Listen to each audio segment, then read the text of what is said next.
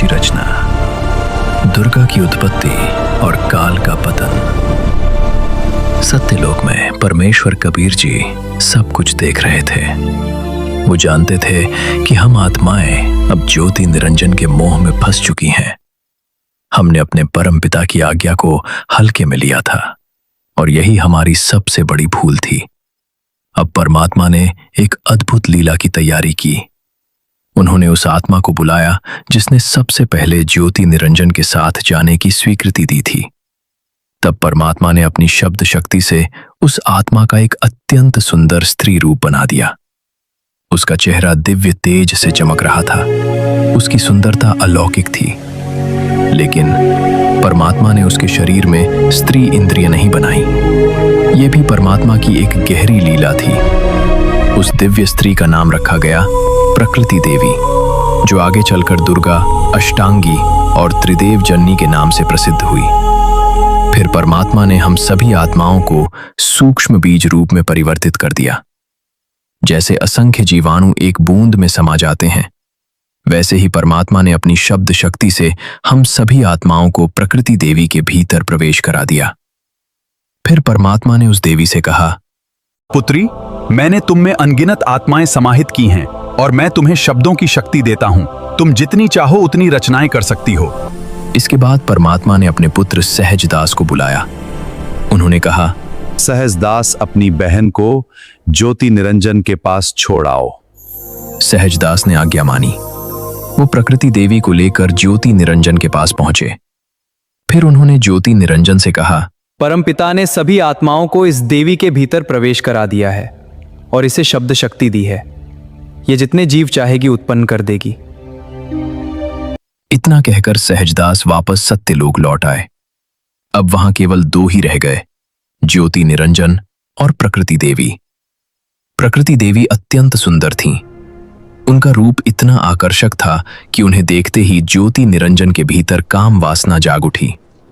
उसके मन में विकार उत्पन्न हो गए। उसने प्रकृति देवी के साथ दुर्व्यवहार करने की कोशिश की। प्रकृति देवी तुरंत समझ गईं कि उसकी नीयत बदल चुकी है। उन्होंने कहा, ज्योति निरंजन, ऐसा मत करो। तुम मेरे बड़े भाई हो, मैं तुम्हारी छोटी बहन हूँ। ये बहुत बड़ा पाप है।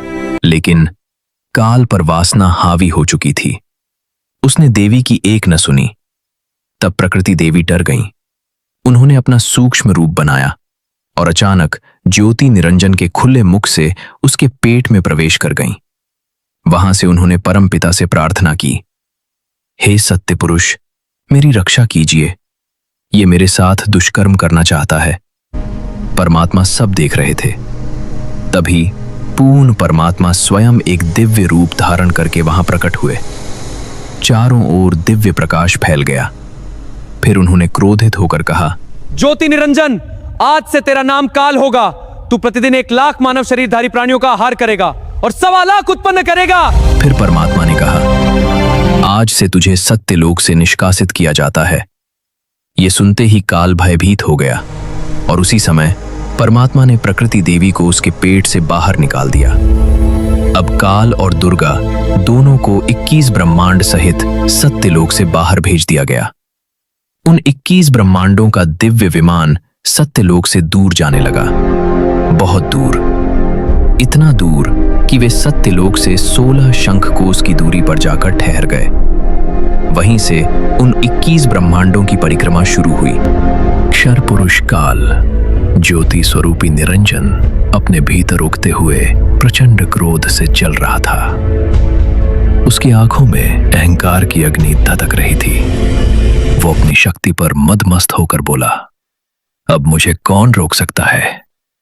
कौन मुझे हानि पहुंचा सकता है? मैं जो चाहूंगा वही करूंगा।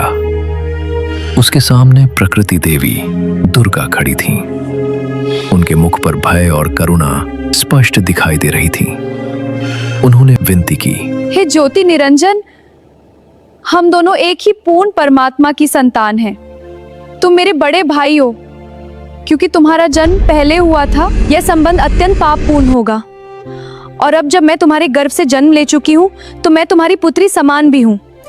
कृपया इन पवित्र संबंधों को कलंकित मत करो। पूर्ण परमात्मा ने मुझे वाणी शक्ति प्रदान की है। मैं तुम्हारे आदेश से उतने ही जीव उत्पन्न करूंगी जितने तुम चाहोगे, लेकिन इस अधर्म का मार्ग मत अपनाओ।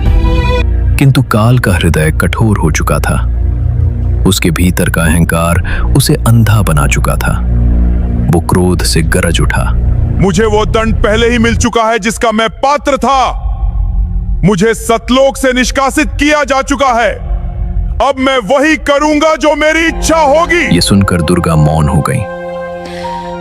अब मैं तुम्हारे वश में हूं। तुम जो चाहो कर सकते हो। और फिर उस अंधकारमय ब्रह्मांड में एक ऐसा कार्य हुआ जिसने आगे चलकर संपूर्ण सृष्टि की दिशा बदल दी। काल ने जबरदस्ती प्रकृति देवी दुर्गा के साथ पति पत्नी का संबंध स्थापित किया। समय बीतने लगा। फिर दुर्गा ने 3 दिव्य पुत्रों को जन्म दिया। सबसे पहले उत्पन्न हुए ब्रह्मा जी, रजोगुण से युक्त। दूसरे स्थान पर प्रकट हुए विष्णु जी, सतोगुण से युक्त। और अंत में जन्म हुआ शिव जी का, तमोगुण से युक्त। तीनों बालक दिव्य तेज से प्रकाशित थे, परंतु काल ब्रह्म ने उन्हें जन्म के बाद तुरंत चेतन नहीं होने दिया। वो अपनी माया से तीनों पुत्रों को अचेत अवस्था में रखता रहा, जब तक कि वे पूर्ण रूप से युवा नहीं हो गए। फिर एक दिन काल ब्रह्म ने ब्रह्मा जी को एक विशाल कमल के फूल पर चेतना प्रदान की। विष्णु जी को अनंत शेषनाग की शैया पर जागृत किया और शिव जी को हिमाच्छादित कैलाश पर्वत पर प्रकट किया। तीनों ने पहली बार अपनी आंखें खोली। उन्हें नहीं पता था वे कौन हैं, कहां से आए हैं और इस रहस्यमयी सृष्टि का उद्देश्य क्या है। काल ब्रह्म ने अपने तीनों पुत्रों ब्रह्मा, विष्णु और शिव को सृष्टि के अलग अलग विभाग सौंप दिए थे। स्वर्गलोक, पृथ्वीलोक और पाताल लोक। इन तीनों लोकों का संचालन अब उन्हीं के हाथों में था। परंतु इन सब के पीछे एक और रहस्य छिपा हुआ था। काल स्वयं गुप्त रूप में रहता था। महाब्रह्मा, महाविष्णु और महाशिव के अदृश्य स्वरूप में वो संपूर्ण ब्रह्मांड पर शासन करता था। उसने प्रण लिया था, मैं कभी भी किसी के सामने अपने वास्तविक रूप में प्रकट नहीं होऊंगा, इसलिए संसार मुझे अव्यक्त मानेगा। यह रहस्य किसी को मत बताना, यहां तक कि अपने पुत्रों को भी नहीं। और तभी से यह रहस्य युगों तक छिपा रहा। समय बीतता गया। तीनों देवता अब युवा और शक्तिशाली हो चुके थे। तब एक दिन माता दुर्गा, जिन्हें भवानी, अष्टांगी और प्रकृति भी कहा जाता है, ने तीनों पुत्रों को बुलाया। हे पुत्रों, अब समय आ गया है सागर मंथन का। इसी से सृष्टि के अनेक रहस्य प्रकट होंगे। तब ब्रह्मा, विष्णु और शिव ने मिलकर सागर मंथन आरंभ किया। विशाल समुद्र गर्जना करने लगा। लहरों से दिव्य प्रकाश निकलने लगा। जब पहली बार सागर मंथन हुआ तो समुद्र के भीतर से 4 दिव्य वेद प्रकट हुए। ऋग्वेद, यजुर्वेद, सामवेद और अथर्ववेद। चारों वेद तेजस्वी प्रकाश से चमक रहे थे। ब्रह्मा जी ने आगे बढ़कर उन वेदों को ग्रहण किया। उन्हें ज्ञान और सृष्टि रचना का अधिकार प्राप्त हुआ। दूसरा मंथन फिर दूसरी बार समुद्र मथा गया। इस बार समुद्र से 3 दिव्य कन्याएं प्रकट हुईं। पूरा ब्रह्मांड उनके तेज से प्रकाशित हो उठा। लेकिन ये कोई साधारण कन्याएं नहीं थीं। स्वयं प्रकृति देवी दुर्गा ने अपने 3 रूप धारण किए थे, सावित्री, लक्ष्मी और पार्वती।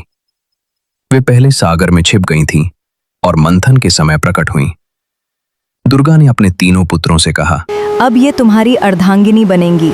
तब ब्रह्मा जी को सावित्री प्राप्त हुई, विष्णु जी को लक्ष्मी मिली और शिव जी को पार्वती प्राप्त हुई।